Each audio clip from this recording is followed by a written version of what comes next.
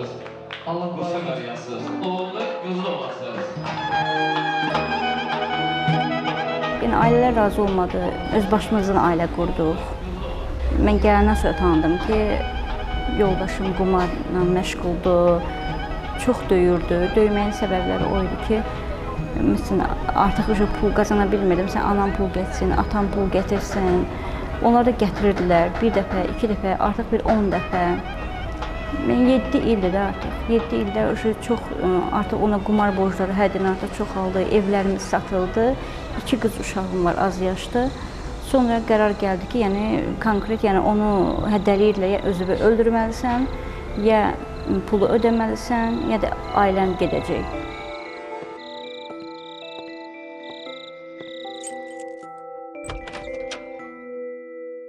Eve girdim, dərk etdim ki, ruhum gedib evimdən, qızım gedib ərinə, canım gedib əlimdən. Eve geldim, dərk etdim ki, ruhum gedib evimdən, qızım gücüm. O da qətləşdirmiş ki, məni öldürməyə. Mən bunu telefon danışığında eşitmişdim ki, yer ayrılmışdı ki, məni öldürməyə. Uşaqları götürüb qaçmışam, birinci polisiyə. Ailə qurdum, ailəmdə yoldaşım gəlir, ailəsi razılıq vermədilər. Çölə atılmalı oldum, qaynanam, baldızım, qaynatam qəbul eləmədiyinə görə övladımla çöllərdə qalmışam.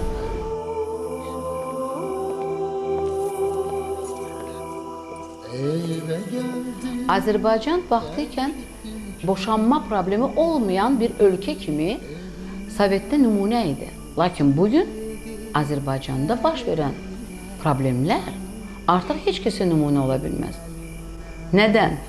Çünki 30% qalır, 70% dağılır. Bu problemi artıq biz bir dar çərçivə, qonşu ilə söhbətdə, qohum-qohumla söhbətdə eləməməliyik. Biz qışqırmalıyıq, biz hayqırmalıyıq. Nədən olur, necə olur? Axı bu bizim gələcəyimizdir. Boşanmaların səbəbləri çoxdur. İlk öncə valideynlərin təkidi, ikinci maliyyə, üçüncü cinsel problemlər, dördüncü bir-birini anlamadan ailə qurmaq. Yəni sevmədən maliyyəyə görə, maddiyyata görə ailə qurmaq problemləri dayanır.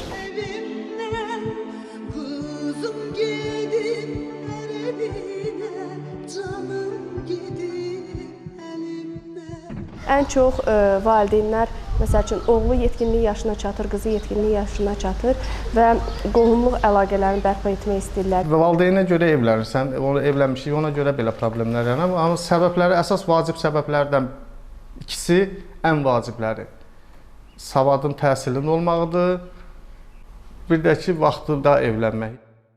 Ailələrin boşanma səbəblərindən biri də cavanların ailə həyatı qurduqdan sonra bir-birlərinə qarşı olan gözləntiləridir. Onlar ilk öncə olaraq bir-birlərini necə varsa elə qəbul edir, lakin ailə həyatı qurduqdan sonra isə bir-birlərini dəyişməyə çalışırlar. Bu isə onların bir-birlərini özəlləşdirmək istəyidir əsasən.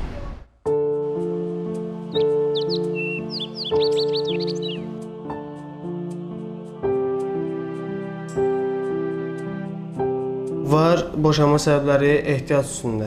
Misal üçün, kişi evə az pul gətirdiyi üçün qadın deyir ki, mən belə həyat tərzini istəmirəm. Bu nökərlikdir, bu nə bilim sürünməkdir, bu yaşayış deyil.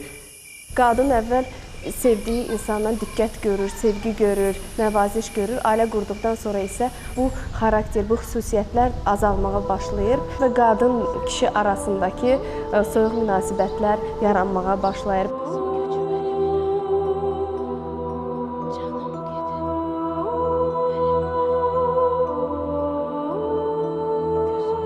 Mənə çox işgəncələr verir, həddindən artıq çox işgəncələr verir. Ona görə də ayrılmaq qərarına gəlmişəm.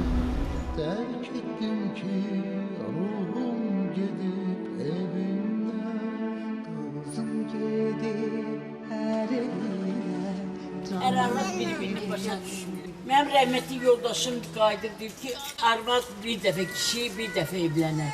Bir dəfə də boşanar, ölər, tutardı. Yoxsa ki, indi boşanırlar. Indikilər İndi bir evlənin. Yox, yox, yox. Ne oldu elə dalbada? Elə biz də kasıbçılığı görmüşük, hər şey görmüşük. Biz kasıbçılıq görmüşük, onu qəbul Ay eləmişik. sağ ol. Yoxsa yox, indi eləmirlər. İndikilər ilə maşını olsun, hər şey olsun, evi olsun, Hər gün kabab yaxşı villası olsun.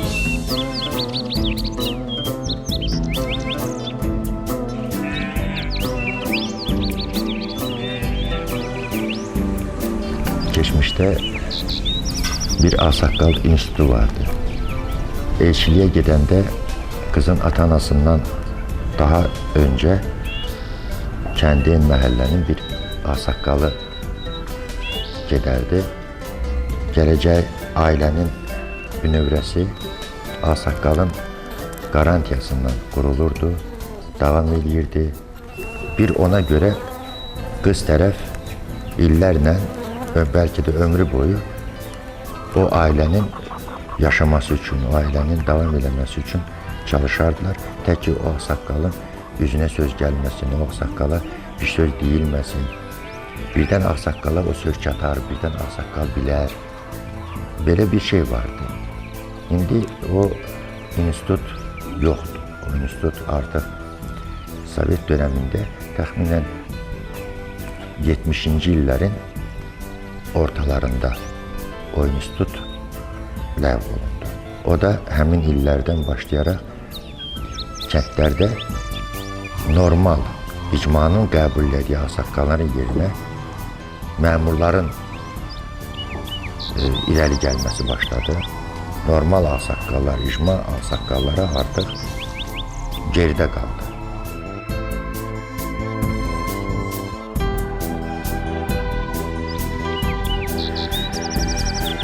Ailə quran iki gənc, qız oğlan psixologiyasını bilmir, əri getmək istəyir.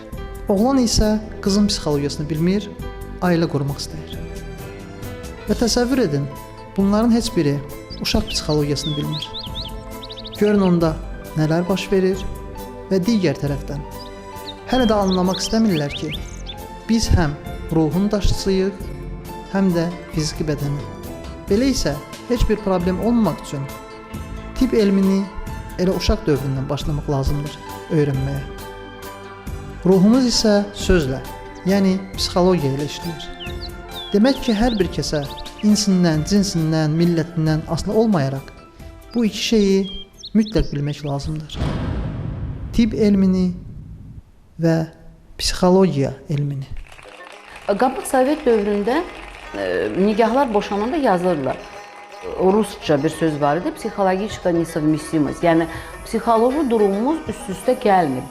Və bu məhkəmədə belə qərar yazırlar və psixoloji baxımdan bunlar bir-birlərinə uyğun gəlmirlər və nigah pozulsun. Sürətlə inkişaf edən cəmiyyətimizdə təəssüf ki, hələ də başqalarının taleyi ilə oynayan, öz əsassız fikirlərini diktə etməyi sevən insanlar az deyil. Ən mənfi tərəfi isə odur ki, belə insanların qurbanı da çox vaxt öz doğmaları olur. Başqaları nə deyər deyib də, qız övladlarını taleyin amansız axarına tərk edən, onları təsadüfi adamlarla ailə qurmağa sövq edən valideynlər dərk etmirlər ki, bu düşünülməmiş addımın acısını cəmiyyət çəkir. Qızın evi, maşını varsa, belə deyim də, iki gənci bir-birinə qarşı yönəldirlər və ortada sevgi söhbəti olmur. Bəzi valideynlər öz qızlarının ginekoloji probleminin olduğunu bilə-bilə onu ərə verirlər. Və qarşı tərəf bunu illərlə müalicə etdirməli olur. Amma halbuki bu belə olmalı deyil. Bəzi ailələr öz oğlunun məişəxor, narkoman, qumarbaz, avara olduğunu bilə-bilə gedirlər sağlam ailənin bir qızını alırlar və bu ailənin sonu bədbəxt olur. Azərbaycanlı bir qadın boşandığı həyat yoldaşından qayıdır ata evinə. Lakin ata bunu qəbul etmir. Başlayır özünə iş axtarmağa, ev axtarmağa ki, artıq məndən ailəm imtina edir ki, mən öz həyat yoldaşımdan boşandım. Və bu zamanda o artıq öz ehtiyacını ödəyə bilmədiyi üçün öz ölkəmizi tərk edir, gedir xarici ölkəyə və tərbiyə baxımından deyək, namus baxımından deyək, çox mənfi bir şey əmələ gətirir Azərbaycan millətinə. Bu gün həyatda öz yerini tuta bilməyən uğursuz gənclərin böyüdüyü ailələrə baxsaq, görərik ki, bu uğursuzluğun başında təsadüfi nikahlar və sevgisiz qurulan ailələr durur. Ailə münaqişələrində ən çox zərər çəkən uşaqlar olur. Bu onların psixologiyasına və gələcəyinə mənfi təsir göstərir. Evə gəldim, dərk etdim ki, ruhum gedib evimdən, qızım gedib hər evinə, canım gedib. Əgər biz sizə lazım deyildiksə, bizi niyə yaratmısınız?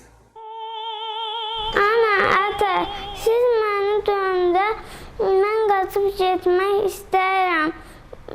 Heyf ki, mənim gedəcək yerim yoxdur. Buna görə mən sizə dözürəm.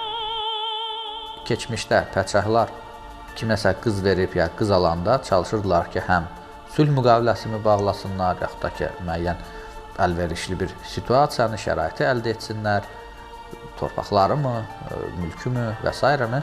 Bugünkü gündə də müəyyən zəngin təbəqə formalaşıbdır ki, onlarda da öz uşaqlarını öz siyasətinin davamı kimi baxaraq, artıq öz uşaqlarının, evlatlarının fikirlərini, duyğularını, xoşbəxtliyini düşünmədən, sadəcə öz var dövlətini, zənginliyini artırmaqdan ötəri müəyyən sazişlər qururlar, müəyyən müqavilələr qururlar və bu müqaviləni də ailə zəminində aparırlar. Bu da əlbəttə ki, həmən o nigaha daxil olan insanların heç də xoşbəxtliyinə xidmət etmir.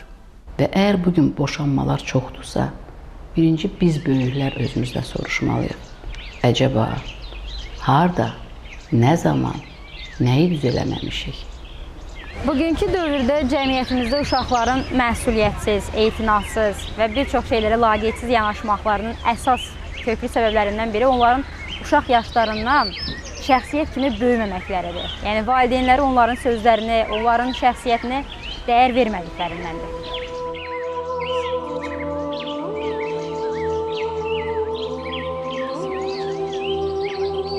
Bu dövrdə ailə həyatı quran gənclərin ailə həyatına nə mənəvi, nə maddi, nə də psixoloji hazırlıqları yoxdur. İnsan ziyana nə edirsə, bunu biliksizlikdən, məlumatsızlıqdan edir. Mənim qarşı cins həyat yoldaşım 3-cü sinifə qədər oxuyub, hərf tanımır. Mənim öz uşaqlarım, məsələn, dərsini açıb oxutura bilmir. Bu, ailədə böyük problemlər yaradır. Bu səbəbdən də qızlarımıza savad, təhsil verməliyik ki, onlar hər hansı bir çətinliyin, problemin qarşısına aciz qalmasınlar. İnsan savad olanda biraz dərk eləmək qabiliyyəti də artır. Ailəni, gələcəyi, planları olur insanın. Savadsız insanın heç bir planı ola bilmir. Cəmiyyət o zaman dağılır ki, təhsil almaq istəyən qızlarımızı ərə veririk, ərə getmək istəyən qızlarımızı təhsilə yönəldirik. Vallah, inanın, bugün də dünyanın hər bir yerində belədir. Bir-birinə uyğun psixoloji baxımdan, tərbiyə baxımından, mühit baxımından bir-birinə əks olan insanlar birgə yaşaya bilmirlər. Bizim dövrümüzdə elçi gedəndə öncə soruşulan şey bu olur. Oğlanın pulu var, maşını var, evi var, işi var. Soruşurlar, qız haranı qurtarıb. Amma heç şey soruşmur ki, oğlan ata olmağa layiqdir, bunu bacaracaq. Və yaxud da ki, soruşmurlar, qızın sən ana olmağa layiqdir, bunu bacaracaq, bu uşağı axıra qədər böyüdüb başa çatdıra biləcək, heç kəs bunu düşünmür. İnsanın ruhu daha kobud maddədir, nəinki onun beyni. Siz nə cürətlə hesab edirsiniz ki, siz öz evladlarınızı düzgün tərbiyə eləyə bilərsiniz. Sizə buna kifayət qədər təcrübəviz, biliyiniz, savadınız, ixtisasınız bəsdirmi? Təəssüf ki, hal-hazırda elə bir struktur, elə bir məktəb, elə bir ali məktəb yoxdur ki, orada valideyn olmaq haqqında diplom ala biləsən. Çalışın, uşaqlarınızı oxudun ki, gələcəkdə ailələrdə belə problemlər yaranmasın. Əgər biz istəyiriksə, gələcəkdə balalarımız gözəl bir ailə qursun, tərbiyəni biz evdə düz aparmalıyıq. Bir çox ailələr var ki, orada kişi işlə əlaqədar çox vaxtı evdə ola bilmir. Smenlərlə işləyən, deyək ki, 2 həftə işdə olan, 2 həftə evdə olan valideynlər var. Həftələrlə vaxt rejimindən, vaxt qrafikindən işləyən insanlar var ki, ki, uzaq bir yerlərdə, neft buruqlarında 1 ay, 2 ay, 3 ay, 4 ay, 5 ayla olmayan bilər. Yəni, belə olan halda bir valideyn evdə olmasa da belə, amma uşaq bilir ki, valideyni var və valideyni onu çox istəyir. Yəni, boşanma da təxmin elə bir prosesdir ki, hansısa bir valideyn yanında olmur uşağın daima. Amma o demək deyil ki, valideyn uşaqdan imtina edibdir, yaxud da ki, onu yaddan çıxardıbdır.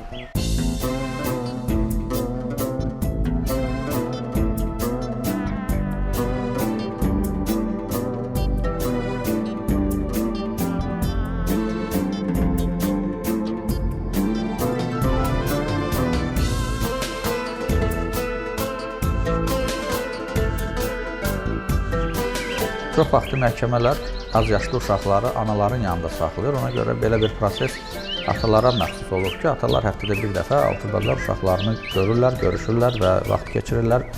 Və normal qadınlar buna çox müsbət yanaşmalıdırlar və buna maneçilik törətməməlidirlər. Təəssüflər olsun ki, bizdə bütün mədəniyyət aşağı olduğu kimi bu mədəniyyət də aşağı səviyyədədir və insanlar adətən boşanarkən dava-dalaş, hörmətsizlik, heç bir əlaqə saxlamadan, heç bir hörmət saxlamadan ayrılırlar. Bu da heç bir yaxşı məsələ deyil. Ola bilsin ki, sevgi, məhəbbət gedib və birlikdə yaşamaq artıq istəmirsiniz. Bu, yetkin insanlarsınız, sizin öz işinizdir. Amma uşaqlar burada əziyyət çəkməli deyil. Azərbaycanlı cəmiyyət sürətlə inkişaf edir. Ailə o sürətlə inkişaf edə bilmir. Çünki ailə cəmiyyətin ən konservativ, ən gec dəyişən bir hissəsidir. Bu səbəbdən ailələr dağılır. Dövlət bu prosesi hələ ki tənzimləyə bilmir. Zənnimcə bu problemlərin həll etmək üçün xalqın və dövlətin birgə çalışması lazımdır. Və çox istərdik ki, digər sivil ölkələrdə olduğu kimi bizim ölkədə də Təhsil Nazirliyinin nəzarəti ilə orta məktəblərimizə psixologiya dərsliklərə əlavə olunsun və hətta mən deyərdim ki, Səhiyyə Nazirliyinin təşəbbüsü ilə tibbi cəhətdən məlumatlarla zəngin dərsliklər daxil olunsun ki, gənc insanlar həyata atıldıqları zaman və ailə qurduqları zaman artıq nə etdiklərini və necə etdiklərini savadlı surətdə dəqiq bilsinlər. İnsanlar ailə qurduqda onlardan sağlamlıqları üçün qan analizi tələb olunduğu kimi psixoloji testlərlə, psixoloji nöqteyi nəzərdən onların nəinki psixoloji səviyyələri, hətta eyni zamanda psixoloji savadları da tələb olunsun. Çünki bu halda artıq gələcək ailənin təkcə tibbi deyil, həm də psixoloji sağlam surətdə uzun ömürlü olduğuna əmin olmaq olar.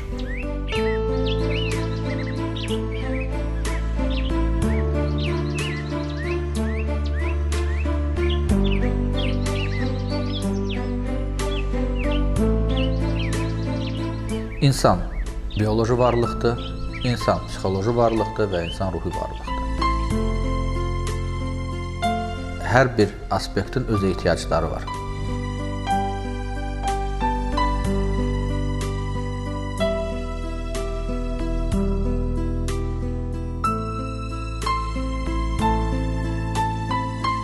Bioloji cəhətdən insan ən böyük tələbi ailədə cinsi əlaqə tələbatıdır. Psixoloji varlıq kimi insan tələbatı ünsiyyət tələbatıdır. İnsan istəyir ki, həm dost, həm fikir, həmrəh olan bir insanla yaşasın, ailəsini qursun, ömür sürsün. Və nəhayət, əlbəttə ki, ruhun tələbi eşqdir. Ruh eşqdən qidalanır. Ona görə də insanlar çalışırlar ki, sevdiyi, məhəbbət bəslədiyi, eşqlə duyduğu bir kəslə ailə qursunlar. Bunlar üçü bir yerə tamamlananda insan xoşbəxt olur. Çünki insan sevdiyi adamla dostdur, dost olduğu insanla da cinsi əlaqəyə girir, yaşayır və belə olan həyat dolğun olur, xoşbəxt olur. Təəssüflər olsun ki, bu üç amil olduğu yerdə, üç meyar olduğu yerdə 9 dənə variant mövcuddur. Bir ifrat variantı xoşbəxtlik variantıdır, üçü də bir yerində olanda. O birisi ifrat variantı odur ki, üçü də bir yerə gəlmir. İnsan bir kəslə ailə qurur, o birisi ilə dostluq edir, o birisi ilə sekslə məşğul olur. Yəni, belə olan halda insan parçalanır, bölünür və bu da bədbəxtçilik demək olar. Ona görə də hər bir insan çalışır ki, öz vəhdətini tapsın. Birinci vəhdət insan öz daxilində tapmalıdır. Onun öz düşüncələri, duyğuları, fikirləri bir-birinə zidd olmamalıdır öz daxilində. Bundan sonra insan öz tamlığını tapandan sonra çalışır ki, digər bir insanı tapsın ki, onda da tamlıq olsun. Əlbəttə, bu əks cins olduğu yerdə bu avtomatik olaraq həm dostluğa, həm məhəbbətə, həm də cins əlaqəyə gətirib çıxara bilər ki, bunların da əsasında ailə qurula bilər, xoşbəxt cütlük qurula bilər.